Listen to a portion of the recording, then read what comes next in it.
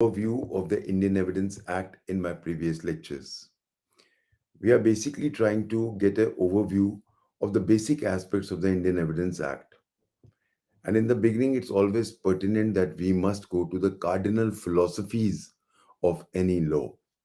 We were discussing the cardinal philosophies which govern the Indian Evidence Act. Before I start those aspects, first, just a few words about Unacademy. You know, Unacademy has been doing, I will say, they have been putting Herculean efforts to ensure that they can give one of the best courses available for all aspirants for judiciary. I've been noticing for the last, I'm been associated with an academy for almost now a year. Good evening, Rahul. And I can definitely vouch that an academy probably is leaving no stone unturned to make it the best academy. We have many courses running there. My course is the comprehensive course. Good evening, Maya. Uh, and we have our classes 7 days a week. And the course is 1 year and 15 days. And we have classes from 9:30 in the morning to 7:30 back to back with half an hour break in each class. We teach you language on everyday basis. We give you general knowledge classes every day. And plus, we have about 5 classes on different laws, both major and minor laws, on everyday basis. Probably, and the icing on the cake is that it is probably most modestly priced in any academy of India. Even I was running my own academy earlier, but my prices are also far, far higher than what you are getting here on an academy. Plus, the advantage is you can learn the entire law sitting in the comfort of your home. So that is why it probably makes it the best probable option as on today.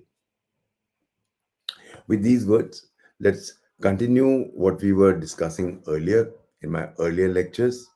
We were discussing about what I said, the cardinal philosophies which govern the Indian Evidence Act. Now, whenever we talk about the cardinal philosophies I had discussed in my previous lecture, the first important philosophy, which was regarding the best evidence rule. We saw that the best evidence rule is a must because if we want a good judgment, we must have the best evidences.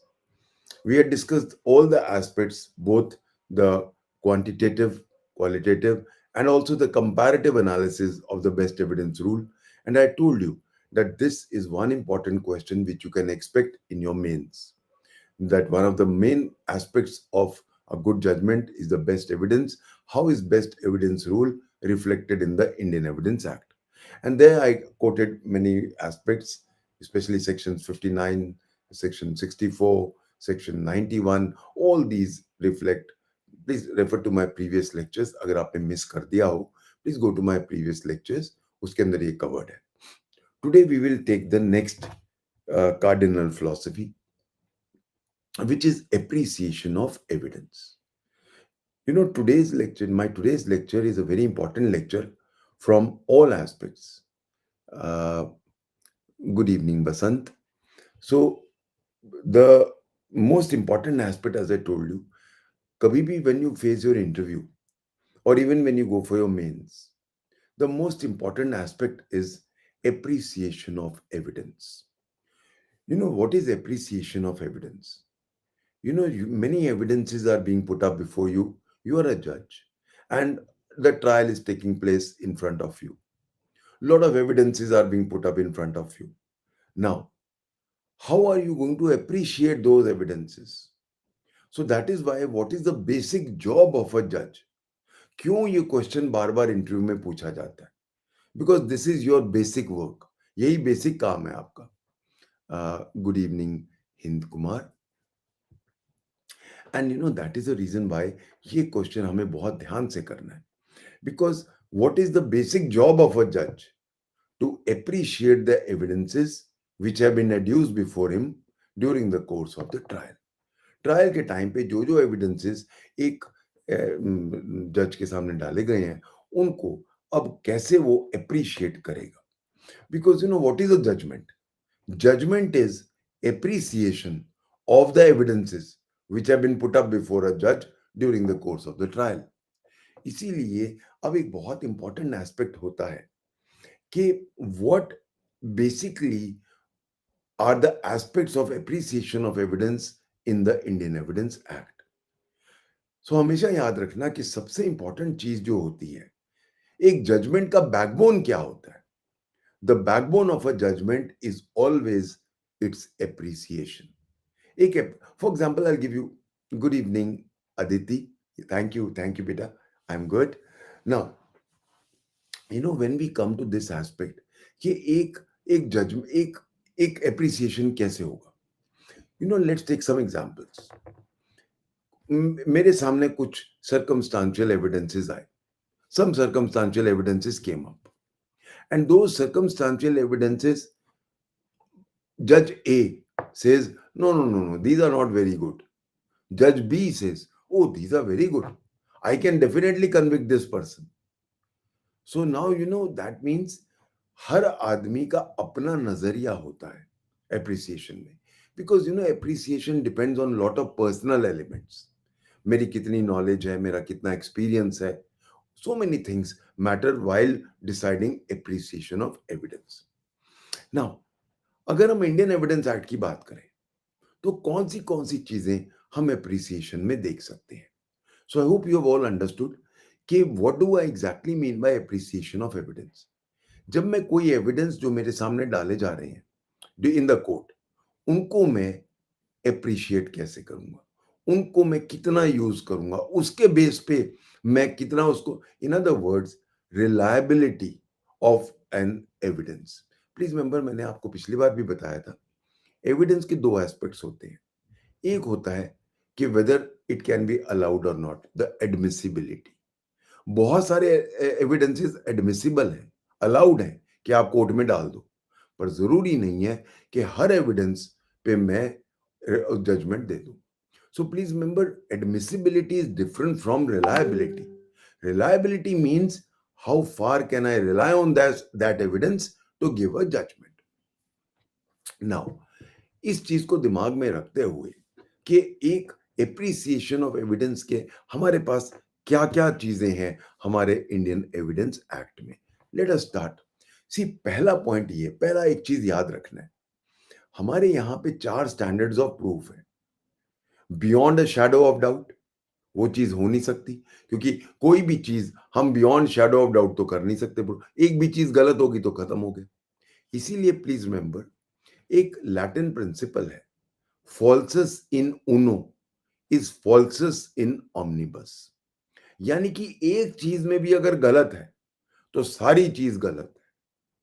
Suppose एक murder हुआ है, सारे हमारे पास evidences prove करी हैं कि ये murderer है, पर गन जो है वो हमने रिकवर नहीं कर पाए उसे, जिससे उसने मारा था. बाकी आई विटनेस हैं और सारे मोटिव है, सब कुछ है. अब हम कहेंगे नहीं जी नहीं, गन तो रिकवर नहीं हुई, तो इसलिए अब तो हम इसको छोड़ देंगे. So please remember, this principle has no application to Indian law. क्यों? अगर होता हमारे पास standard of proof beyond a shadow of doubt, एक भी अगर चीज छूट गई तो हम बेनिफिट एक्यूज को दे देंगे. ऐसा लॉ तो है नहीं हमारे यहाँ. So please remember one basic principle, फॉल्सस इन उनो, falsus in omnibus is a principle.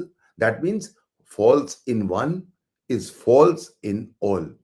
This does not apply to Indian law. Now, अब जब हम बात करते हैं स्टैंडर्ड ऑफ प्रूफ की, सी स्टैंडर्ड ऑफ प्रूफ का मतलब क्या होता है?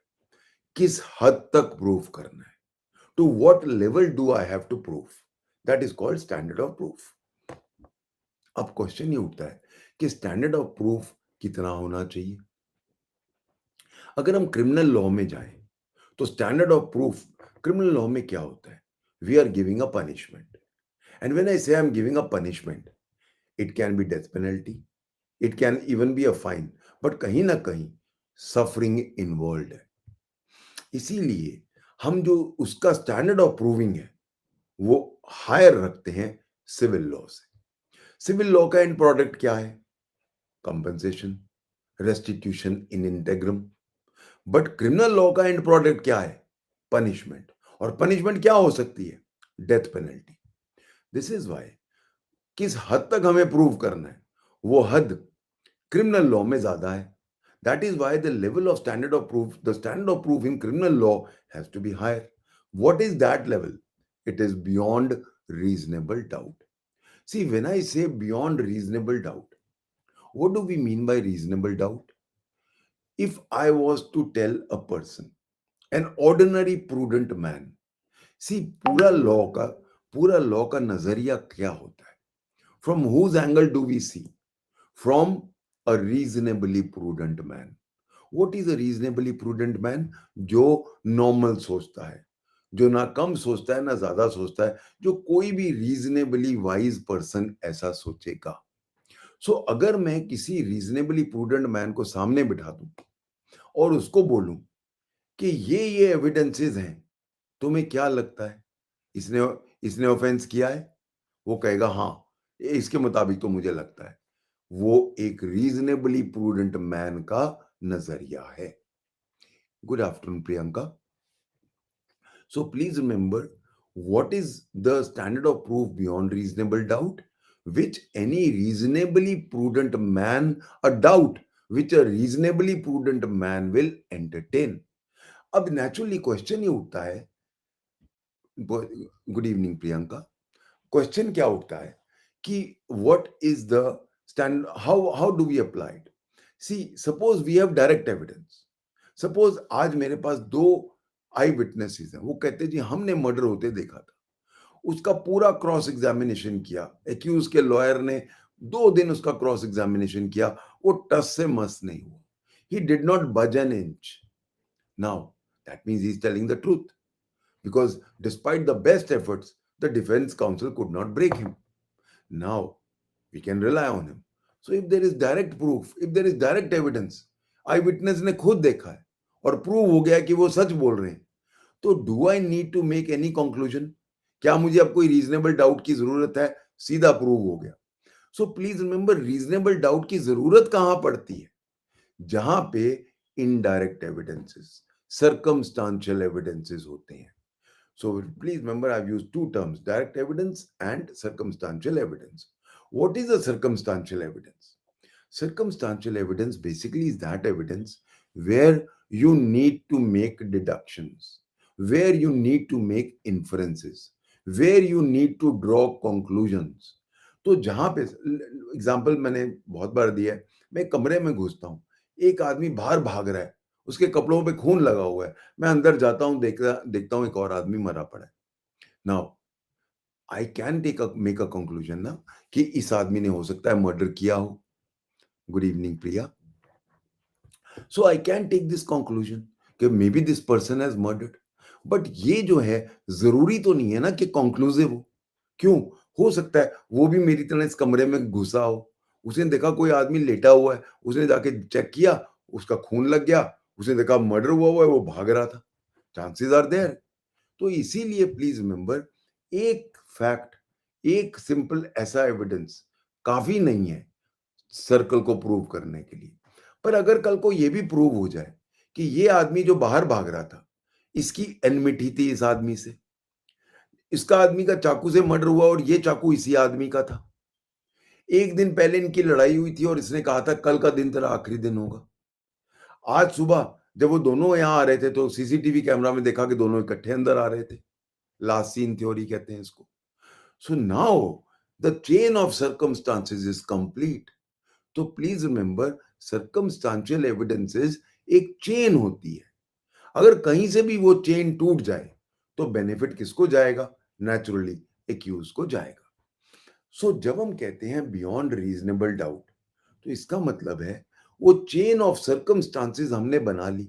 After we make the chain of circumstances, now we ask any reasonably prudent man, what do you think? Do you have any doubt? He says, yeah, sir, I have a doubt. Merely because he was coming out of the room, I don't think he has definitely committed the murder. Now, this is the doubt of a reasonably prudent man. So, when I say beyond reasonable doubt, क्या मतलब हो गया? Any doubt which, if the chain of circumstances was put before any reasonably prudent man, he would have entertained a doubt? No. In my view, he has not committed the murder. I hope everybody is clear on this aspect of the episode. So please remember, the first aspect is falsus in uno is falsus in omnibus, does not apply to India. पहला point. दूसरा, the standard of proof in criminal law is beyond reasonable doubt, and in civil law it is preponderance of probability. See, what do I mean by preponderance of probability? Preponderance of probability means कि ज्यादा chances हैं. सो अगर मैं crudely कहूं कि suppose beyond reasonable doubt का मतलब है 75% प्रूव करना, प्रीपॉन्डरेंस ऑफ प्रोबेबिलिटी में भी 60% प्रूव करना पड़ चाहिए. So please remember, standard of proof civil law में कम होता है. बिकॉज कारण है, यहाँ पनिशमेंट नहीं है, या हमने कंपनसेशन देना है, या हमने जैसे स्पेसिफिक रिलीफ देना है, रेस्टिट्यूशन इन इंटेग्रम देना है.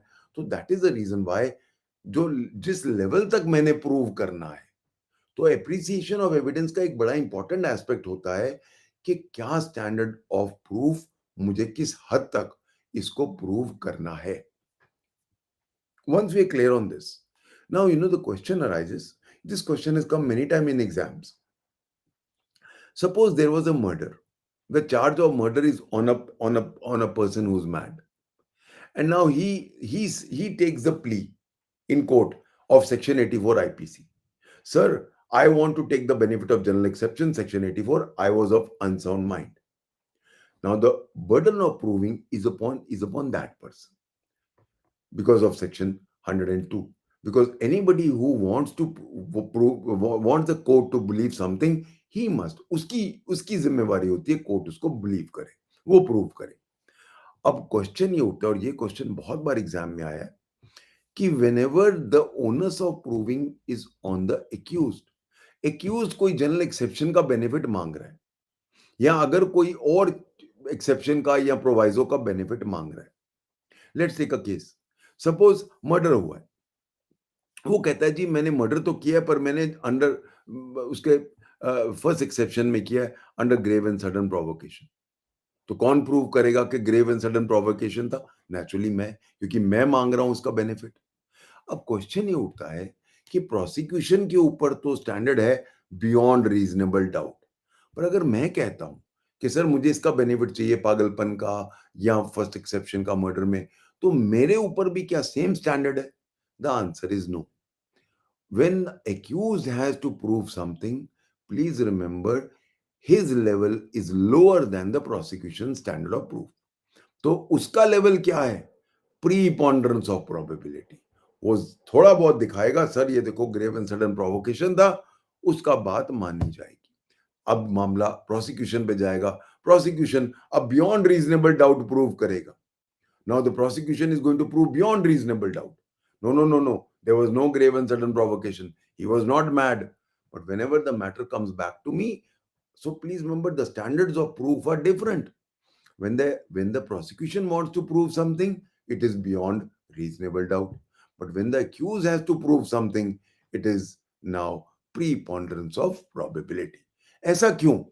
Because as I told you, this question has come in the mains and in the interview many times this question has been discussed.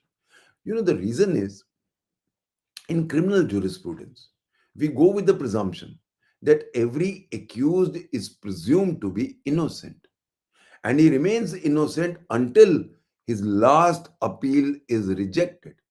So please remember, every accused has a presumption of innocence, and this presumption is what now, since we are presuming him to be innocent, तो उसका standard of proof कम होता है. I hope everybody is clear on this aspect कि standard of proof accused पे कम क्यों होता है. Now, once we are clear on the standards of proofs and standard of proof accused पे क्या होगा और on the prosecution क्या होगा, now the question arises, how does the court appreciate evidence? There are many tools available to the court to appreciate evidence. First, let's take the case of oral witnesses. Priya, there is no second appeal in criminal law, but suppose I have gone under Article 136. I go for special leave petition. या जब तक मेरा चल रहा होता है, जब तक फाइनल डिसीजन नहीं हो जाता कि हाँ मैं ही अक्यूज हूं, तब तक मेरे साथ बेनिफिट मिलता है that I am deemed to be innocent. Now the question arises, how do I, now let's take the case of oral examination. अब मेरे सामने विटनेसेस आ रहे हैं। विटनेसेस का सबसे इंपॉर्टेंट चीज क्या होती है? Demeanour. When I talk about demeanour of witnesses, demeanour का मतलब क्या होता है?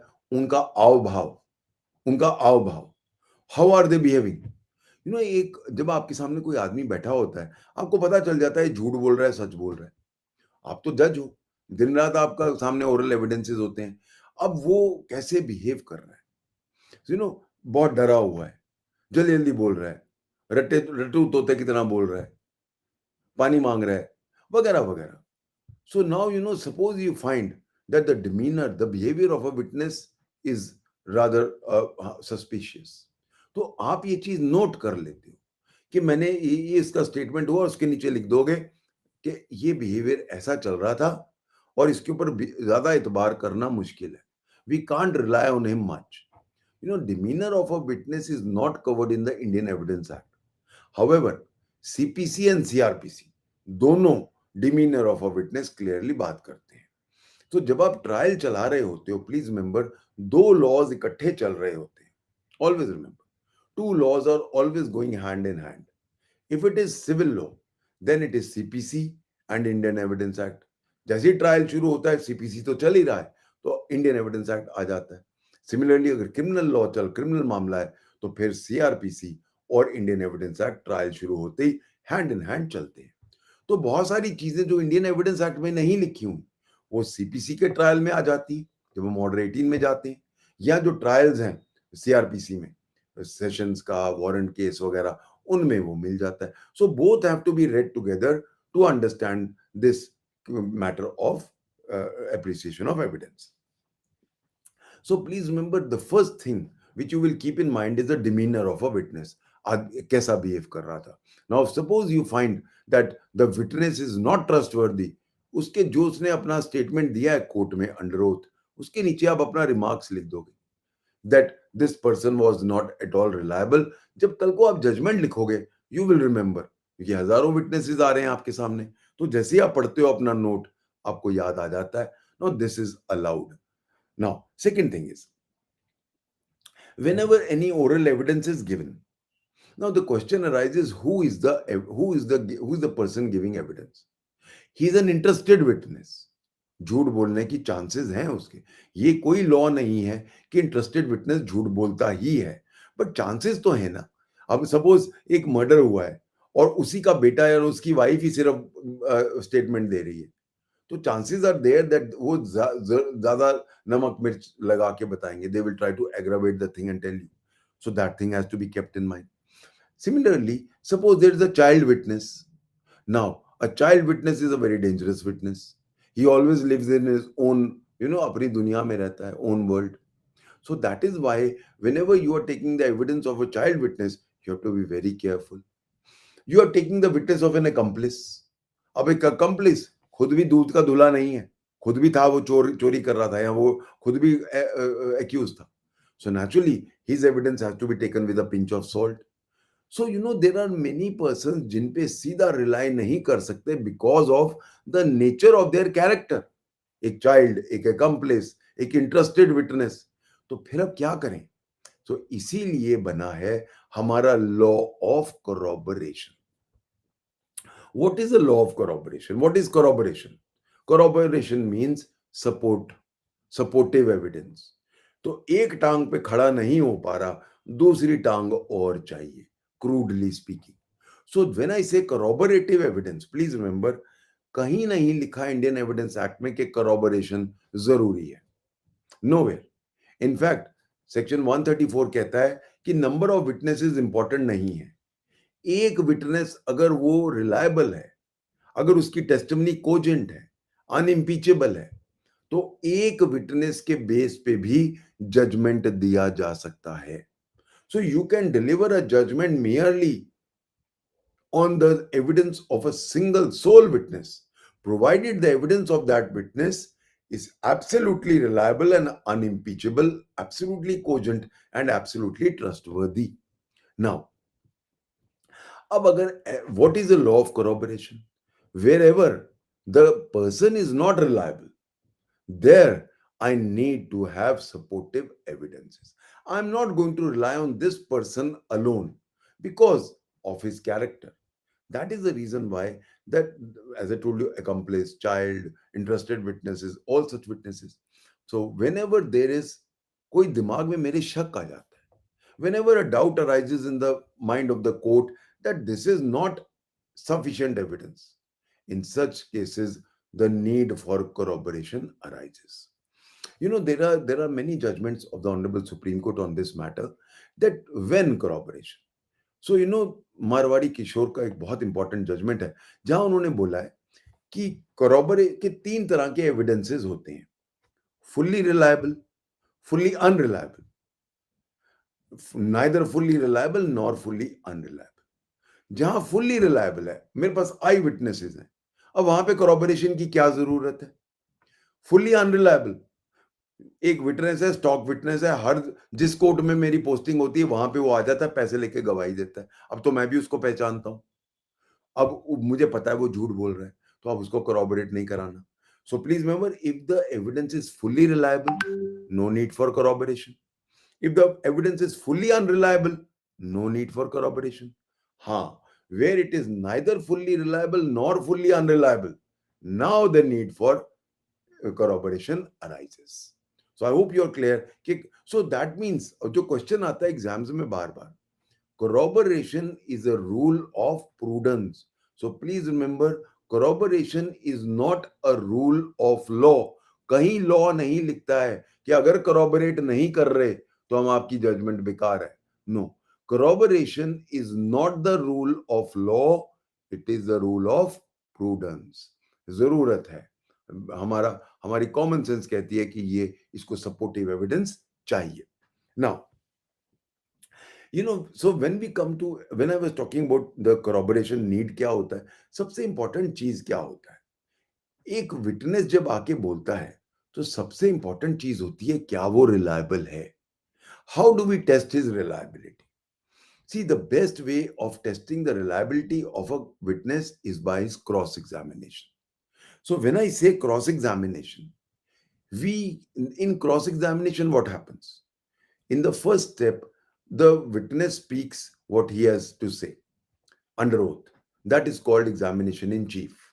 So जो पार्टी के लिए वो प्रूव करना चाह रहा है उसके फेवर में वो अपना एविडेंस देता है. दूसरी पार्टी, अब जो उसने एविडेंस दिया है और जो उसके प्रीवियस स्टेटमेंट्स होते हैं, फॉर एग्जांपल क्रिमिनल लॉ में I have already given a statement to the police under 161 CrPC. It is not even a signed statement, but then it is there. Now today he is speaking something totally different from the 161 CRPC statement. Now what happens? I'm going to ask him, were you lying then or are you lying today? So now naturally I'm going to contradict him. Please remember, contradiction of a witness is allowed under section 145 Indian Evidence Act. So जिसको कहते हैं ना दूध का दूध पानी का पानी हो जाता है, वो कब होता है? जब हम उसको क्रॉस करते हैं. इसीलिए please remember, Indian evidence act के अंदर आपको क्रॉस करने का बहुत बड़ी पावर दी गई है. in cross examination you have got so much of power. You can cross examine a witness not only on what he has stated regarding the case, you can cross examining regarding his character. You can cross examine him to impeach his credibility, कि तेरे ऊपर बिल्कुल एतबार नहीं किया जा सकता, तुम्हारे बारे में ये नेबर तुम्हारे ये कहते हैं, तुम झूठे हो, तुम कन्विक्टेड आदमी हो, वगैरह वगैरह वगैरह. So please remember, that is why the weapon of cross examination can actually lay bare the entire truth of a witness. And that is the reason why, please remember, cross examination is the most potent weapon to see whether a witness is telling the truth or not. Cross examination में हमें इतनी सारी powers हैं. हम एक leading question पूछ सकते हैं. लीडिंग क्वेश्चन क्या होता है? जिसके अंदर जवाब भी उसमें ही होता है. फॉर एग्जाम्पल, अनिल खन्ना तुम्हारा नाम अनिल है ना, तो अब क्वेश्चन में जवाब आ रहा है, सो जिसमें जवाब होता है उसको लीडिंग क्वेश्चन देते हैं. So leading questions examination in chief में नहीं पूछ सकते, बट एग्जामिनेशन में पूछ सकते हैं. सेकेंडली, क्रॉस एग्जामिनेशन जरूरी नहीं है कि जो उसने देखा है उसके बारे में पूछें. हम उसकी कैरेक्टर के बारे में, उसकी क्रेडिबिलिटी के बारे में कुछ भी पूछ सकते हैं. So that is the reason why the best way of assessing a witness is through his cross examination. And that is where the appreciation of a judge becomes so very important. I'm so sorry. I think we run out of time. 30 minutes. Okay. Okay. I'm so sorry. I think I'll continue from here next week. 10:30, 5:30. We will next Wednesday. We'll continue. Yes, Priyanka. But to judge if an evidence is corroborated or depends on opinion of a judge. Yes. See, we go with the presumption, Priyanka, that judges are not biased. Please remember 114 जो हमारा section 114 Indian evidence act का, उसका illustration क्या कहता है? All judicial and executive acts जो हैं, they are as per law. So we never go with the presumption that even a police officer does any corruption, या वो गलत कुछ करता है. हम ये प्रिजम्पशन नहीं ले सकते. उल्टा प्रिजम्पशन है कि जो भी गवर्नमेंट ऑफिशियल है, और चाहे वो जज है चाहे कोई भी है, वो एज पर लॉ ही काम करता है. सो दैट इज वाई जहां पे जजेस प्रॉपरली नहीं करते, तभी तो फिर अपील में जाते हैं. What is the need for an appeal? What is the need for a revision? They are not happy with the जजेस opinion, because after all what is a judgement? It is the opinion of a जज. It is his appreciation based on whatever evidences have been produced before him. Opinions differ from person to person. मेरा appreciation आपका appreciation दोनों का अलग हो सकता है. That is the reason why appeal always has been given as a very important aspect of natural justice by law. I hope everybody is clear on today's lecture. And we'll continue this lecture. We'll finish the appreciation of evidence next Wednesday. And then we go on to the third aspect, which is relevancy and admissibility. वो हम अगले Wednesday करेंगे. 5:30 we meet on YouTube next time. Okay. Thank you all. God bless you all. See you next Wednesday, 5:30 p.m. I'll continue this lecture. Thank you all. Bye-bye. God bless you.